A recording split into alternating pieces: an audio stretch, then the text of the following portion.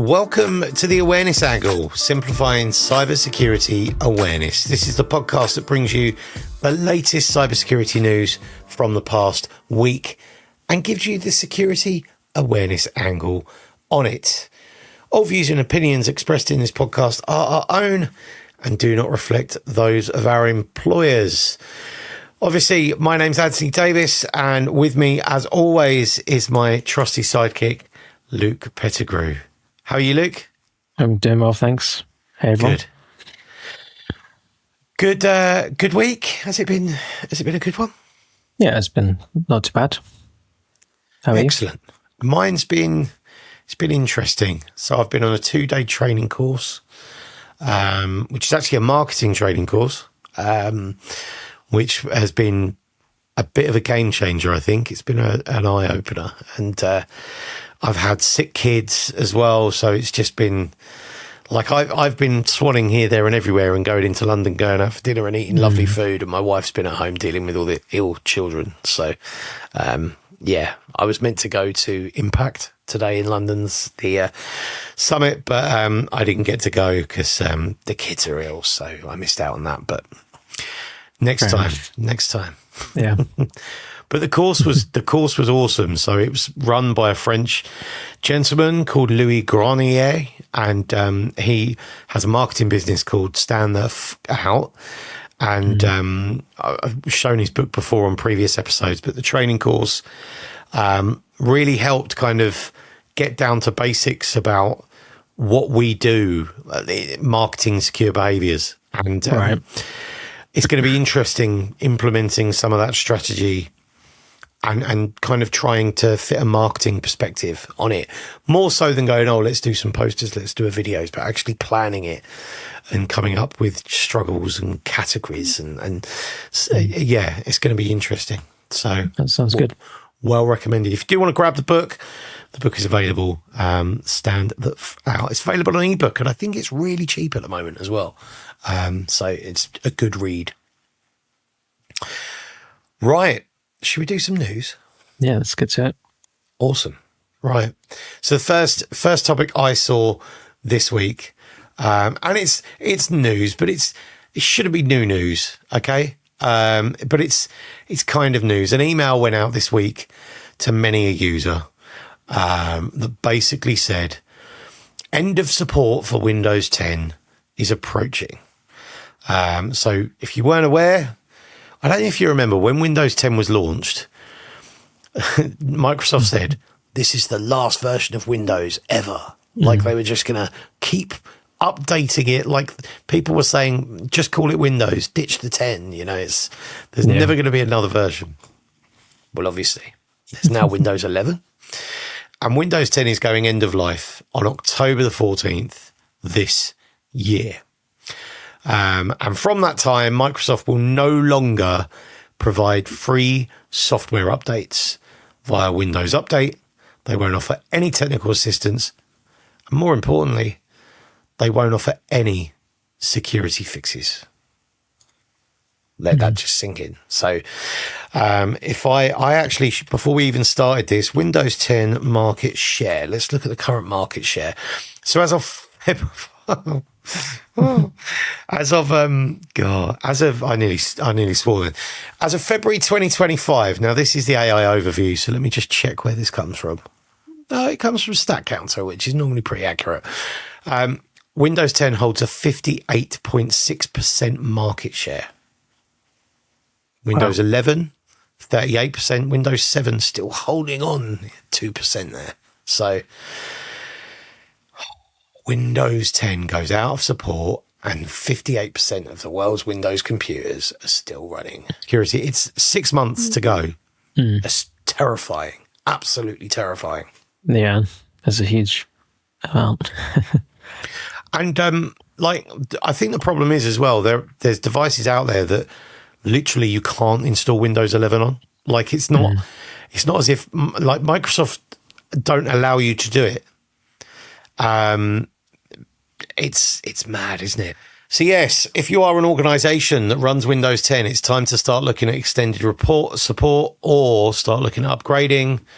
if you are upgrading, you probably need to buy some new hardware. And this has been coming for a long time, but yes, here comes October. And October hits, November, December, it's just going to be peppered with attempts to pop Windows. There's going to be so much out there just knocking on the door.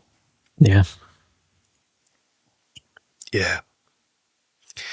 So that's Windows 10 out of life in October. So you have just a little while to fix it. Right, I'll move on to the next one. And this is something I saw this week on Bleeping Computer. And this is malicious Adobe DocuSign OAuth apps that are targeting Microsoft 365 accounts. So this is an interesting one. Cybercriminals are promoting malicious OAuth apps that masquerade as Adobe and DocuSign, delivering malware, stealing your account credentials. So Proofpoint discovered this, and they characterized the campaigns as highly targeted. They're impersonating Adobe Drive, Adobe Drive X, Adobe Acrobat, and DocuSign. So these apps request access to less sensitive permissions such as profile, email, and OpenID, so they avoid detection. So apparently, these are all phishing campaigns that were sent out from charities or small companies using compromised email accounts, so business email compromise, probably O365 accounts. And this has been targeted at US and European industries, government, healthcare, supply, like anyone, it seems. Some of the emails seen by Proofpoint use RFPs and contract lures to trick recipients into opening the links. Yeah, it's interesting. I've never heard of Adobe Drive as a program, unless it's talking about like a Google Drive plugin, but maybe it'd be called Adobe Google Drive or something like that. But it's something to look out for, I guess, is make sure that app exists. Attackers utilize ClickFix social engineering attack, which has really blown up over the past year. So this is where it's quite interesting. The attacks are similar to those reported a year ago, indicating the OAuth apps remain an effective way to hijack O365 accounts. So ClickFix has been used like all over the place. Fakebooking.com emails was one that has just been used on recently. And this is the fake captcha. So let me just get this up on the screen so you can see what I'm looking at.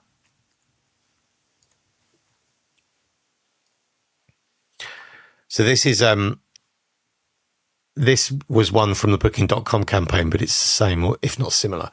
So a fake captcha has become popular as it adds a false sense of legitimacy to the process.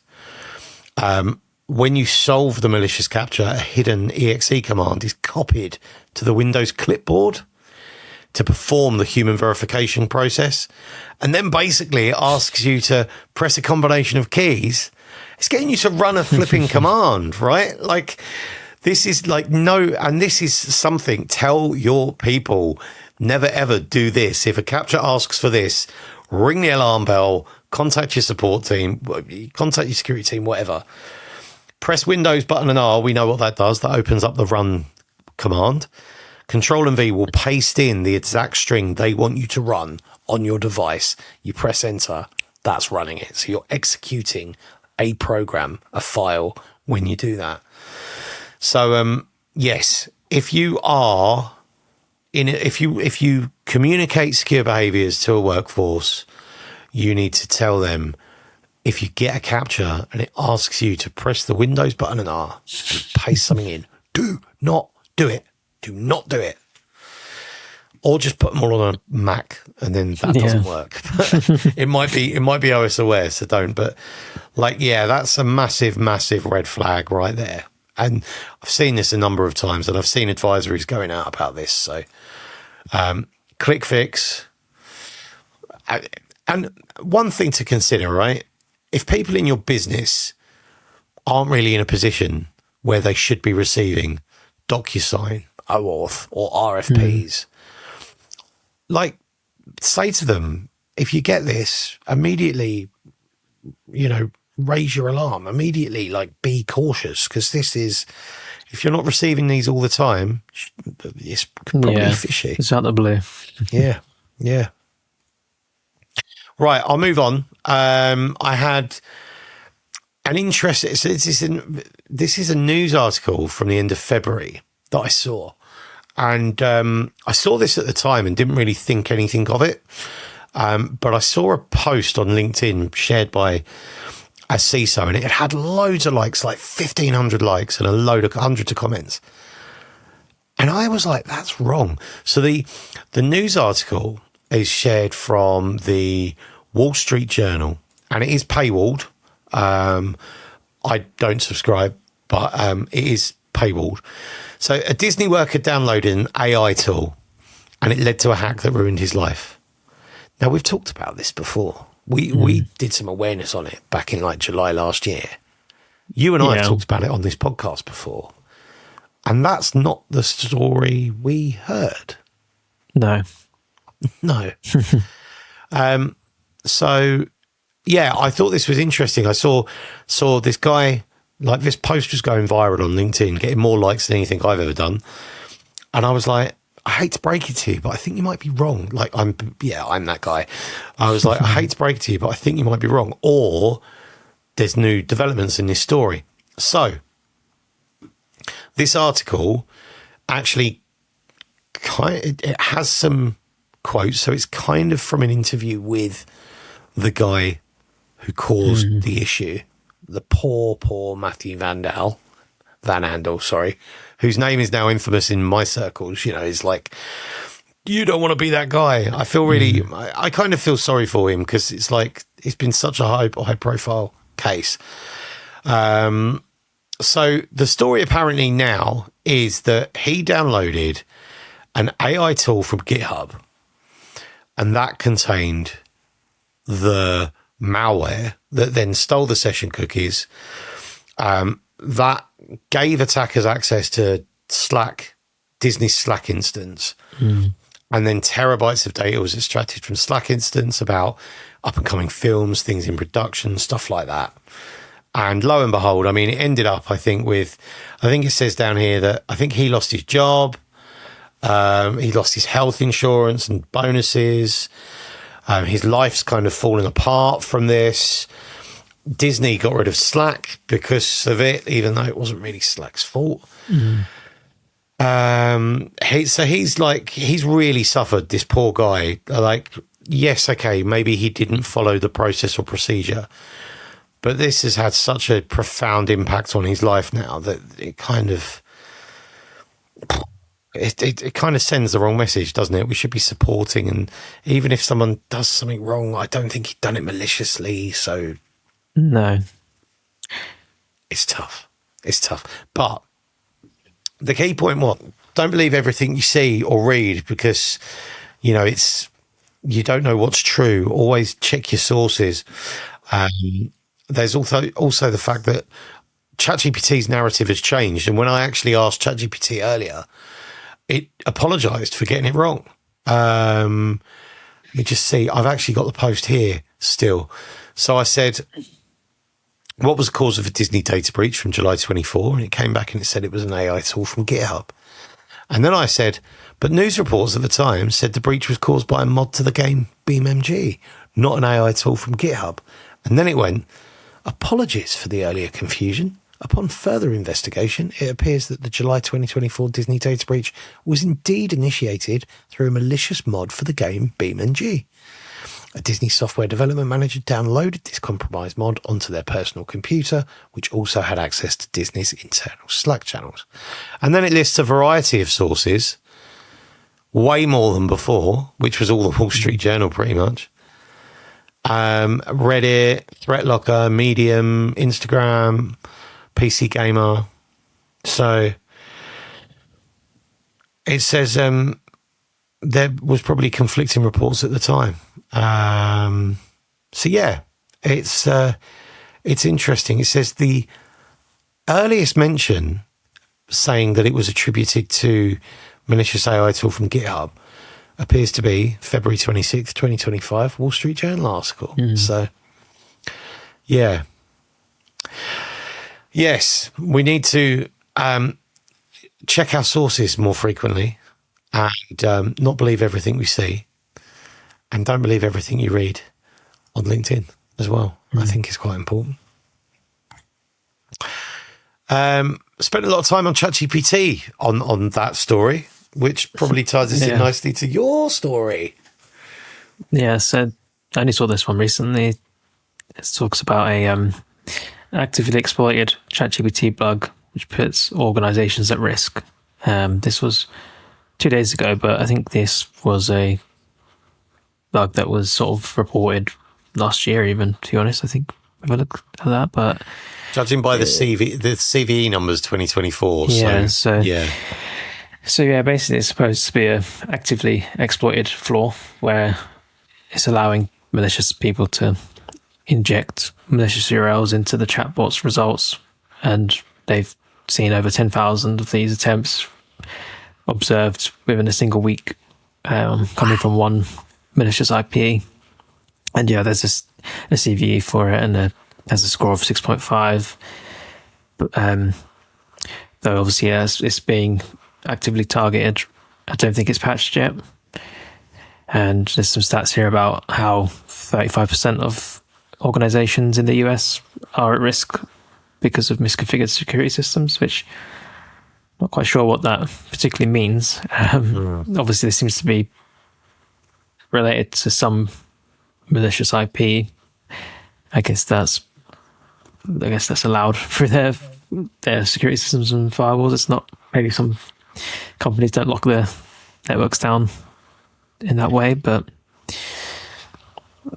it goes on to say about something to do with ChatGPT's picture proxy.php, which allows attackers to make unauthorized requests via crafted URLs, and it's targeting primarily financial organizations, governments, and healthcare sectors. But it's I've not heard of a actively exploited ChatGPT vulnerability at the moment till now. So I don't know if it surprises me because I was just looking at the CVE on this, which I appear to have lost. The CVE is dated the 5th of March last year. Wow. And this is like hitting the news, and it's what you've found isn't just one article. Like there's literally this is trending. Security Week 2 days ago. I think Verity have posted about this a week ago. Like this is actively being targeted now, but that CVE is over a year old. Wow, yeah, it says a lot. Yeah, there's a demo of this attack as well available. It's on YouTube. I'll probably link that in. Yep. Sort of goes through how that works. But I'm surprised it's still not been patched. Yeah, we'll put a link to the let's put a link to the demo in the newsletter. So if you don't subscribe to our newsletter, subscribe to our newsletter, and you can see the video that Luke's just talked about. Yeah. So it's interesting. Attackers have been identified across the US, Germany, Thailand, Indonesia, Colombia, and the UK. So I guess there's a few people out there exploiting it. And I guess you sort of think this system's safe to use, right? Businesses are out there using it with agreements in place and without agreements in place. Well, yeah. shadow AI. Yeah. And then your results can be manipulated, which is amazing. Maybe that's what happened to the Wall Street Journal and the Disney story. Maybe I was like, I really fed up with BeamNG. I don't like that game anymore. I'm going to change the story and say it's, or maybe BeamNG didn't want the bad press, so they've changed it to an AI tool. Who knows? Yeah. We can, obviously, we'll include this in the newsletter, and there's a blog post by Variety, who I Thinker That's the one I just found. Yeah. Tool of some kind. But they talk about how you can monitor for those specific IPs that at least are known at that point. But obviously these things are going to be changing all the time and appearing at left, right, and center. But yeah, there's some stuff there to be aware of. Cool. Yeah, let's get that in the newsletter. If you don't subscribe to the newsletter, you should subscribe to the newsletter.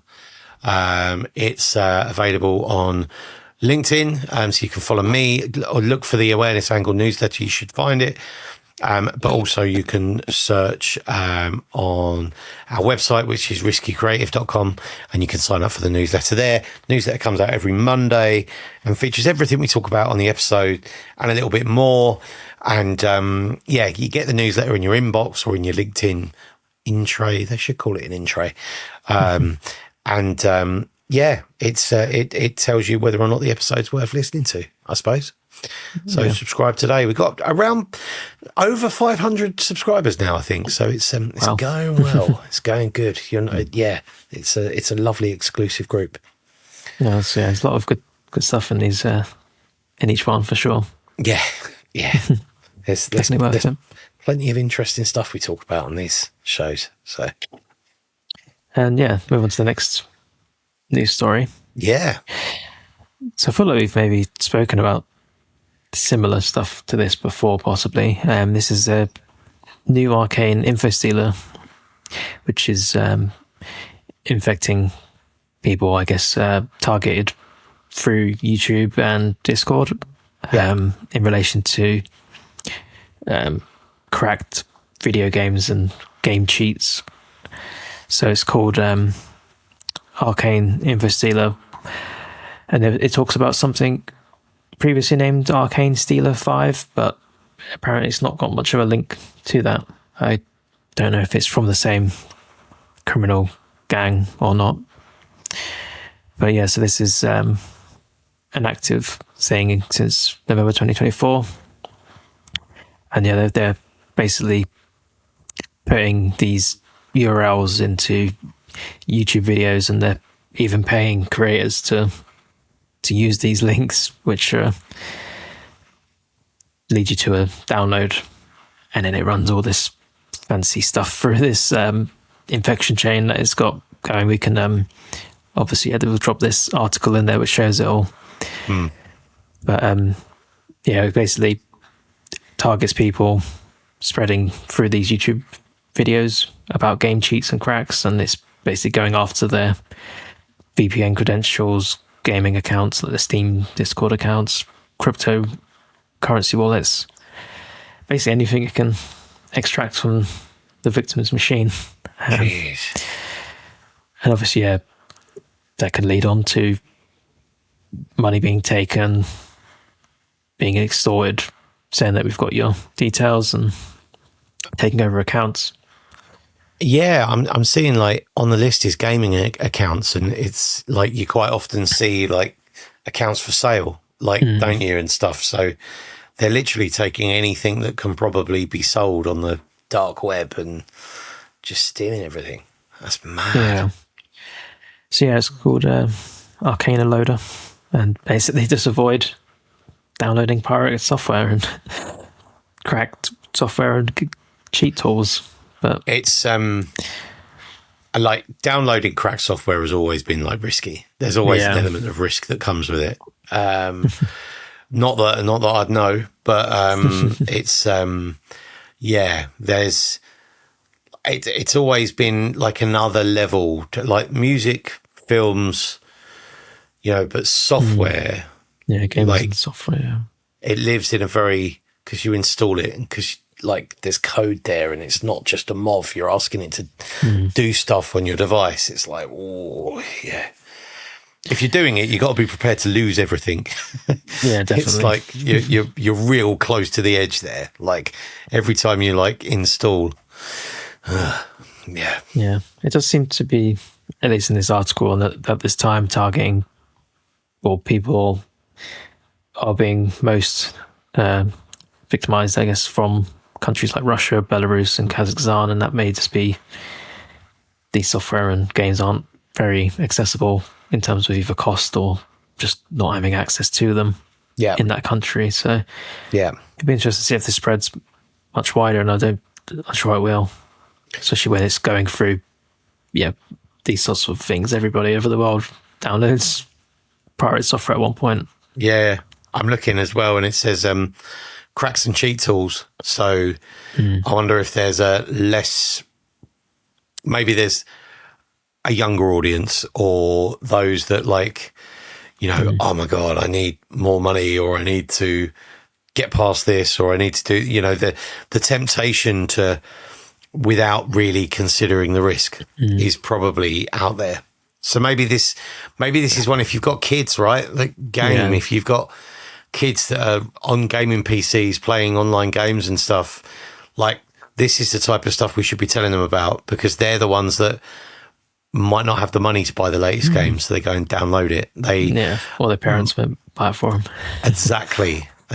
So they'll go and download it illegally, or they want to level up because their friends have got something they haven't, so they'll be looking at cheat tools and cracks and stuff like that. So this is a great one to tell your family, your kids about, or the young people in your lives. Definitely. Yeah. Oh yeah. Awesome. I think that's the end of the news. That's the end of the news. Right, on to the comments section. So we posted a few things this week. I posted a clip on LinkedIn from last week. We spoke about the Tata technology data breach. So my post on LinkedIn basically said, words matter. The way we say things can make a huge difference. So the great thing about this was it was the way that the data breach had been described.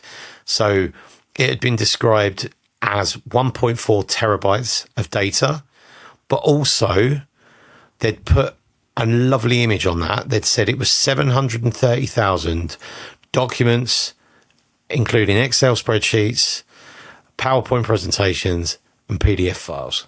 So this was the clip, just to remind everyone. And 30,000 documents, including Excel spreadsheets, PowerPoint presentations, and PDF files, totaling about 1.4 terabytes of data. Wow. Can you imagine in your organization if 730,000 Excel spreadsheets, PowerPoint presentations, and PDF files? You don't often hear of data breaches breaking it down in that way. Like they'll tell you, 1.4 terabytes of data.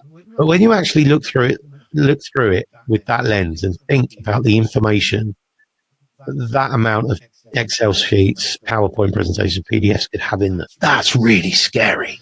Yeah, so I shared that on LinkedIn, and we got a couple of comments. Paul Troisy, who we mentioned, I think we shared a video of Paul's long time ago now.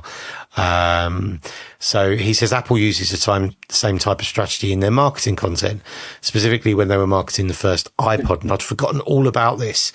But instead, everyone was talking about gigabytes of music, and Apple came along and said it can hold like 8,000 songs in your pocket. And immediately everyone's like, oh my God, that's amazing, 8,000 songs. Yeah. Whereas gigabytes of music doesn't mean anything to a lot of people. So it makes you feel a certain way. It's amazing. And Adam Thomas, hi Adam, said definitely option B, 1.4 terabytes means nothing to most people. And it's true. So lovely little reminder there. The words we use, the way we describe things, and we're really good at this as awareness professionals, or we should be. It's part of the job. Really consider the words we use. Translate the technical to something relatable. That's what's important. Yeah, definitely needs to get carried away. There's someone obviously who's aware of these sort of files and sizes. To us, it means something. To others, not really. I think quite often we are the translator. If someone technical was writing it, they'd assume that everyone knew I know what 1.4 terabyte is. It's like, but does everyone that matters? No, probably not. So yes, that was good. Have some awareness.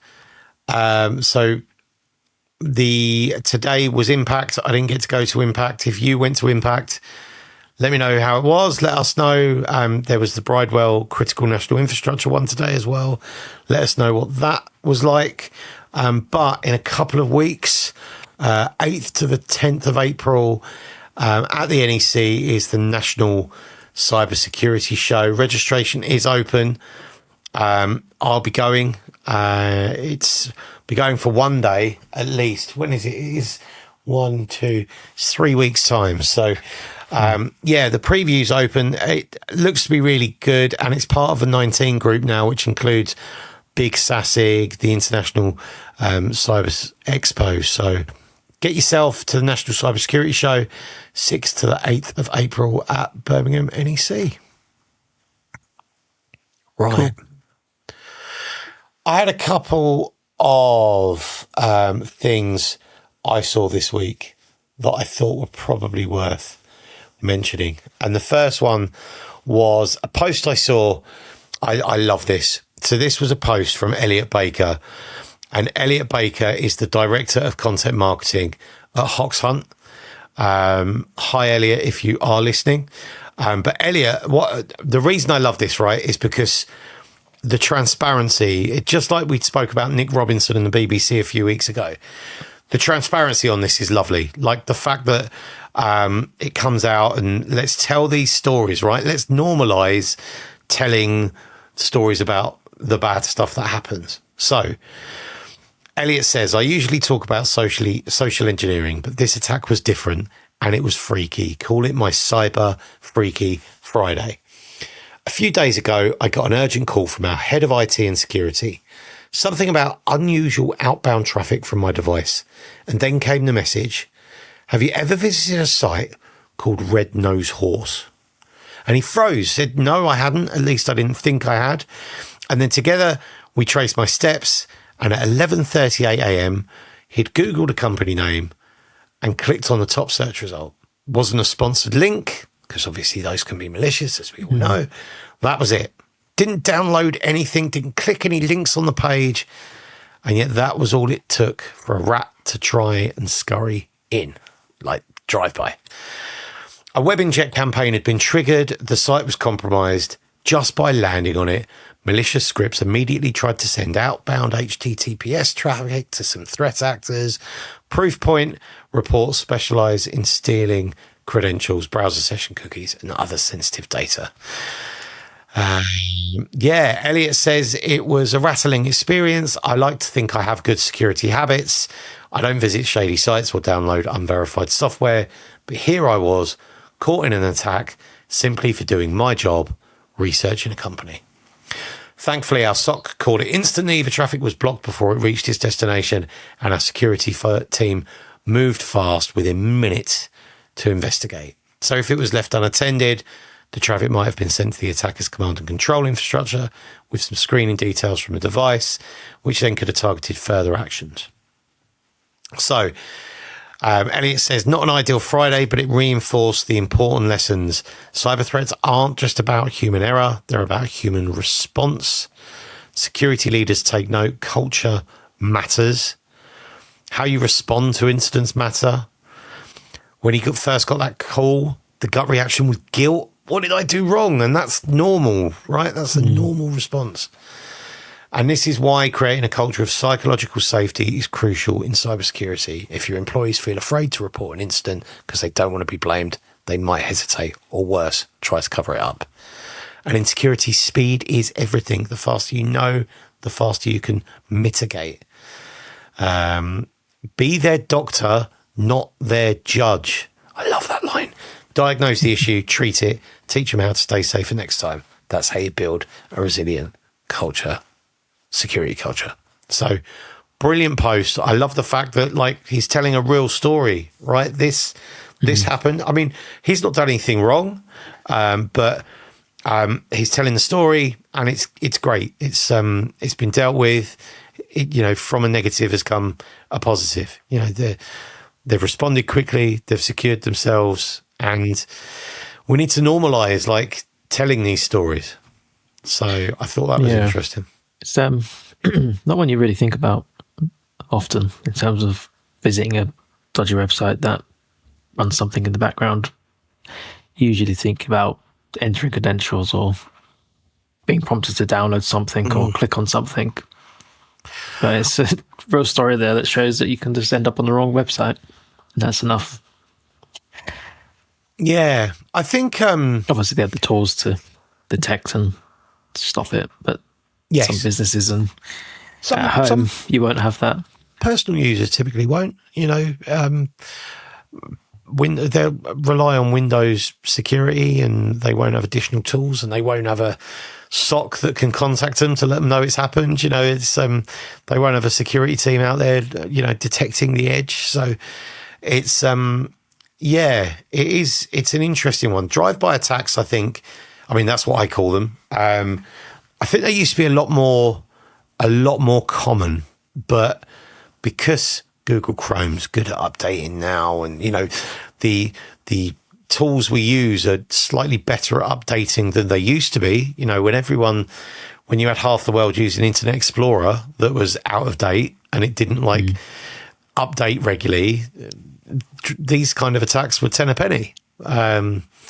So things, I don't think these are as common, but clearly, if they didn't work, they wouldn't exist. People wouldn't build them if they didn't get success from them. So clearly they still work. So yes, thank you, Eliot, for sharing that. And tell your people to share these stories. Be the doctor, not the judge. Let's heal and support rather than punish. Yes. This kind of leads on to... So the next thing I saw this week was... I can't remember where I saw this, but it led me to a blog post by Secure Annex. And basically it's called Buying Browser Extensions for Fun and Profit. So there is... This is slightly terrifying, given the industry we work in, but there we go. So your browser extension could be secretly sold to malicious actors without your knowledge. So what starts as helpful tools by passionate developers can transform into dangerous spyware when sold to the highest bidder. These extensions grow to hundreds of thousands of users. The creators are overwhelmed by maintenance and lacking monetization, so they'll sell them off on a marketplace. And then the original owners are often shocked when their extension goes bad. So this blogger, John Tuckner, John says he's been tracking extensions listed for sale on the website extensionhub.io for some time. There's been numerous extensions listed over time, from 400,000 users on sale for $100,000 to extensions with 5 users, one being browser extension fan Solstice, who I worked with on this project, listed for $50. One extension listed for $50 was an extension named Website Blocker that blocked access to websites for a time period so the user could stay focused instead of scrolling social media endlessly. Sounds like a good tool. Keep me off Reddit. So they reviewed the permissions on the tool. It had already gained acceptance into the Chrome Web Store for its use of the declarative net request permission. He looked up the developer's email address and offered the amount they were asking for. Offer accepted. So now to make the payment, as the original developer is in India and I'm in the US, we tried a couple of payment options, but it ended up being hard to find a way to make an international transfer. So ultimately, this proved to be unnecessary, as the developer offered to transfer the extension anyway, as long as I remembered them if they needed any additional help in the future. Score. So he got the extension for free. So for ownership transfers in the Chrome Web Store, Google provides a form. Developer can fill out and transfer ownership between email addresses which are registered developers for Chrome. And you have to pay a $5 free fee. So far, to get his hands on this extension, it's cost him $5. He used a brand new account, no history attached to it. So created an account, got control of this Chrome extension. The original developer submits a form with Google support and then replies to another email confirming the submission. So it says the transfer can take a week, and it took a week. And then once the extension is transferred, it becomes available to the new email address in the developer portal. Contains all the existing code, previous settings, and retains exactly the same extension ID. The owner name is changed, but the new email is not publicly listed until a further setting is changed. And the extension is kept alive, like the users don't necessarily know anything has changed. So now we can see he's made some changes. He hard-coded a web traffic rule that would redirect all traffic from his domain to Rick Astley's Never Gonna Give You Up. This example is quite innocent. This functionality could be used instead to profile all user web traffic or even target a brand-specific login portal for phishing. So it could be malicious, right? He made the changes, submitted the new version for review, and a couple of hours later, the version was published and everyone was jamming out to Rick Astley.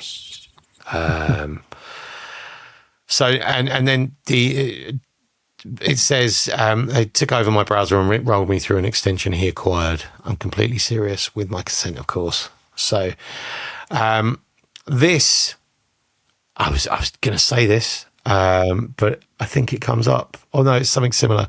So I remember back in the day, uBlock, my favorite favorite Chrome extension. uBlock existed, and I'm pretty sure uBlock was sold, and the new developer, like, no one knew who the new developer was, and then things started happening and changing with the extension, and then the original developer created uBlock Origin because it was the original one, and then kind of took over. So for a while there was two uBlocks, but it's a really similar story, right? But here, you think the stakes of this experiment were too small, so the extension shown for sale at $100,000. This extension was called AdBlock for YouTube and Chrome, AllBlock, that utilizes the same permissions that he used for this website blocker extension. So the extension's owner changed from a Proton email address to a completely random email address. So the transfer of ownership had taken place, and immediately there was the extension was changed to start hoovering up additional data. So I won't go like really deep into it now, but this highlights like some serious security concerns around Chrome extensions. Like, you don't know, if you've had a Chrome extension in your browser for years, it could have changed hands several times, and you don't know what everyone is doing. Okay, so it'll be interesting to like keep a track of this. Now, this tool, I think, looking at it, it says Secure Annex. So the guy that wrote this, he says they provide proactive ownership change notifications and monitoring of extensions as they become available. So you can create watch rules on it. So it's like extensions, man. Just be careful. Only have the ones you need. If you don't use them anymore, get rid of them. They live in a very, very privileged space in your browser. And this is what we should be doing. We should be making people aware that, do you really need it? Do you still need it? They take seconds to install. Like, if you don't need it now and you need it in 3 months' time, just reinstall it in 3 months' time. We talk about the extensions a lot. And I guess it's not just Chrome. Extensions are the most popular. I don't know whether the ownership transference thing is the same for like Firefox. Like, there might be more verification. I think I don't know if there's any blame to throw at Google with this, but it feels, it feels really simple, doesn't it? Especially not long ago we spoke about the extensions where there was those malicious ones, right? And they removed from the App Store, but the Chrome Store, but they reside on users' machines. Yes. And you'd think you'd just remove them. They have the power. You'd think, I mean, they've removed uBlock, so they have the power to remove extensions. We've seen that. Although apparently uBlock still works if you re-enable it. But I removed it. So, sideload it or something. Someone was probably going to put some malicious ones out there. Probably. Like, let's all just jump to Firefox. It's fine. Yeah, so I thought that was quite interesting how easy it is to change the ownership of a Chrome extension. And I imagine that happens quite a lot. Someone starts an extension for fun. If it's good, it quickly like starts getting lots of users, and then all of a sudden you've got to keep maintaining it as changes happen in the browser and stuff. And if it's a side hustle and you're not making any money off it, you might want to flog it. You know, oh my God, all of a sudden I can get $100,000 for like this thing I made over a few evenings. Yes, please. I'd be selling it if I was in that situation. You know, yeah. Right, that's me done. Luke, you've got some stuff to talk about? A few quick stories to go through. The first one was a TikTok video by TikTok themselves that came through to my phone, and the push notification saying, like, watch this video. I can't quite remember exactly what it said, but you can put it on screen. But obviously, it was their own video around 2FA, which it's quite an interesting take on. It's probably a bit Marmite for people. It's probably trying to appeal to the younger audience, but they probably find it cringy. Shall I, let me just share it.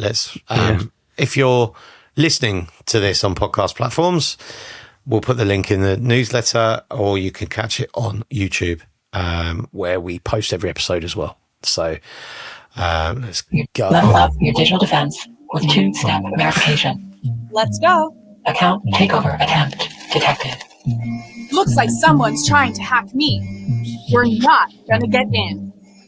Activating two-step verification. No hackers on my watch. Enable 2SV in your setting to help keep your account safe from hackers. Training mode completed. You've leveled up your cyber defense.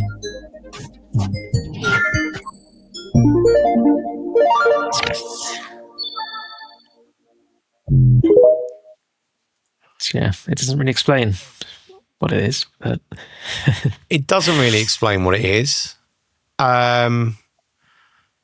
I think they probably could have done that better. I also think the call to action is like buried right in the middle of the video.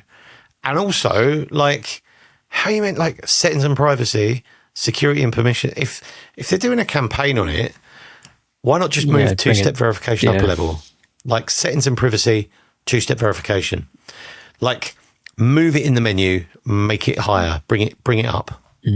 Also, maybe show how it actually looks in the app, because that doesn't really just show someone doing it. Like dim dim dim. Like that's like 5 seconds to actually do it. In the comments, I haven't looked at them, so maybe be careful. But they're probably. So everyone just got this notification. Then 3,000 hearts. I report these scammers with fake accounts every day, yet nothing gets done about it. So I'm only going to use this for shop.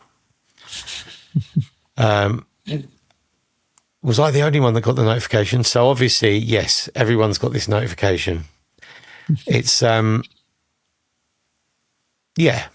it's interesting. I think it's great. Like, well done, TikTok, for actually going to the effort and telling everyone to enable two-step verification. It's interesting they've called it two-step verification and not multi-factor authentication. Like, I thought we were moving away from, like, I'm cool with it. I don't mind whatever works for people, right? But increasingly, I think more people are talking about multi-factor rather than two-factor. So, or two-step verification, as they're calling it. So, yeah. No, that's it's good that they're messaging it, but you're right. Marmite's probably the right way, but I'm not TikTok's target audience. I wouldn't imagine. So who knows? No, me neither. But just for the benefit for anyone that is listening on a podcast platform, there's a woman with red shiny gloves and a red cowboy hat with a Matrix style kind of.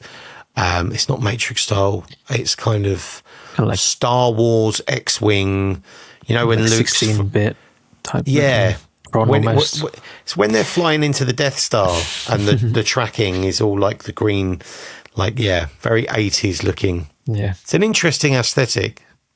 Cowboy hats. It looks like Shania Twain in an 8-bit retro game. It's weird. Yeah. Yeah. Anyway. So the next thing I had was just something I saw in Chrome, where you type in a domain, you type it wrong by one character, or that someone then has bought that domain, and basically Google pops up saying, did you mean something else? You can probably, I'll overlay it on the screen as an example, but it's a feature of Chrome. I think it's a safe browsing feature. It's probably not new, but it's the first time I've seen it. Yeah, I've not seen this before, actually. No, it's new I think to me as well. sometimes it gives you like a full landing page sometimes, but from looking at it, it seems to be like if it's a high confidence, it will show you this full screen thing that says go to the correct domain or ignore. But sometimes it pops up as a little window in the browser next to like the URL. And basically, it says that hackers sometimes mimic sites by making hard to see changes to the web address. Learn more or continue. And on this domain, in the picture I can drop on, it was basically replace the C with a V, which I guess is right next to on the keyboard. It's right next to each other, so you might accidentally type a V and then you end up on the wrong website. But it's quite a nice feature that sort of stops spoof domains. What device were you on when that came up? Were you on a mobile device? No, it was PC, Windows. Cool.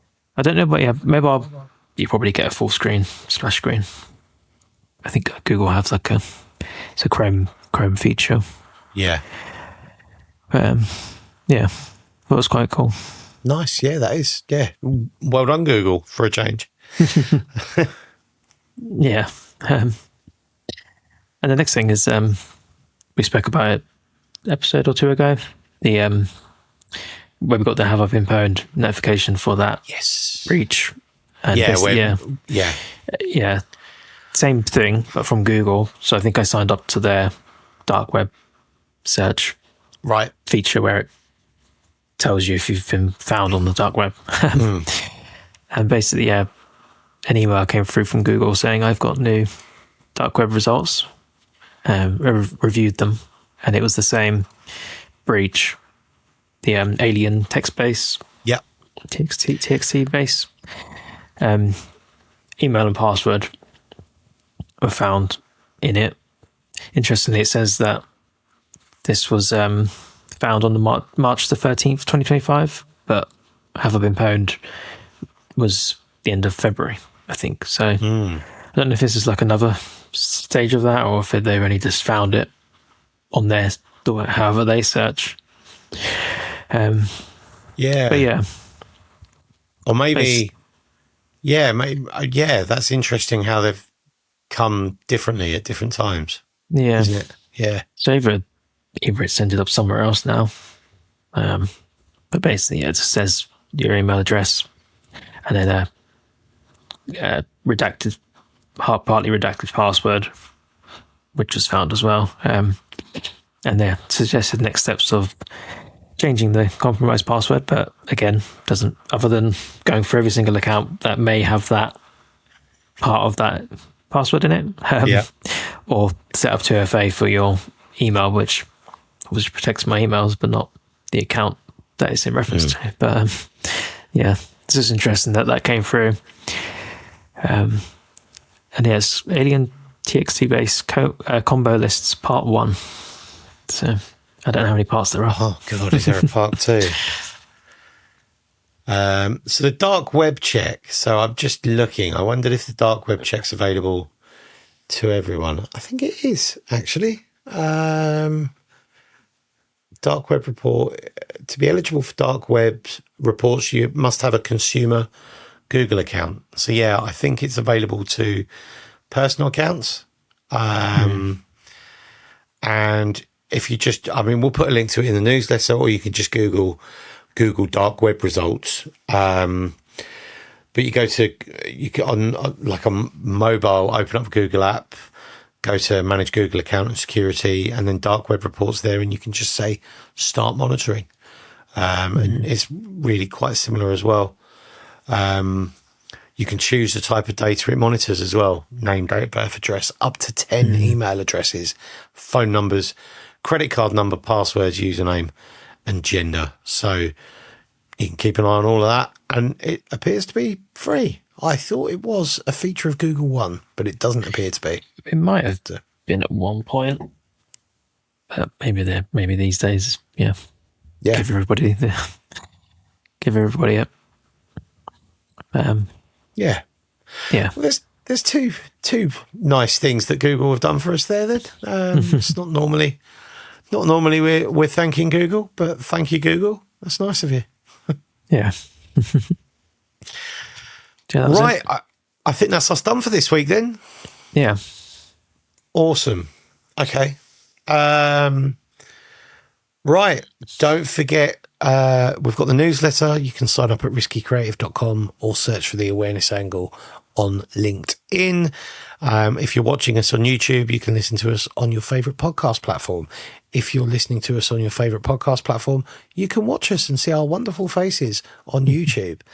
If there's something you'd like us to discuss or talk about, then please do let us know. One last thing just came to mind, and I'll go into this in more detail this week.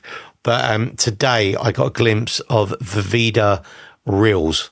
So Simeon Quarry, I had a chat with him a couple of weeks ago.